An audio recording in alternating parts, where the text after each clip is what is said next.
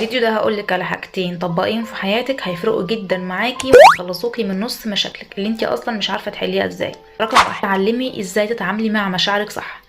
لو اتعاملتي مع مشاعرك صح تبدأي تعيشي مرتاح، لان معظم المواقف اللي احنا بنتعرض لها بتخلينا نشعر بمشاعر سلبيه لو كانت مواقف سلبيه. طيب اعمل ايه؟ في كتاب اسمه السماح بالرحيل. الكتاب ده بيعلمك انك تتعاملي مع الشعور السلبي اللي انت بتحسيه بتقنيه السماح بالرحيل. يعني اسمح لاي مشاعر سلبيه انا بحسها ان هي تخرج من عندي بدون مقاومه، بدون ما انا اهرب منها. لأ، كل ما عملت كبت للمشاعر كل ما زادت عندي العصبيه، كل سلوك الوحده، العزله، ان انا ابقى لوحدي، ان انا ممكن اكون عصبيه في اي وقت. ما هو ده بسبب المشاعر المتراكمه جوايا. رقم اتنين، ودي هتساعدك برضو تقفيش عند كل مشكله بتتعرضي لها، هتساعدك انك تهوني على نفسك في حاجات كتير قوي صعبه ممكن تتعرضي لها. يكون ليكي وقتك الخاص، الوقت الخاص بتاعك تعملي فيه الحاجات اللي انت بتحبيها، الحاجات اللي بترجع شغفك للحياه، الحاجات اللي انت بتكوني مستمتعه وانت بتعمليها مع نفسك. مثلا روتين بشرتك، روتين شعرك، زي كتاب بتقرايه، هوايه بتحبي تعمليها، رسمه بتحبي ترسميها، حد بتحبي تفضفضي معاه وتتكلمي معاه. المهم ان انت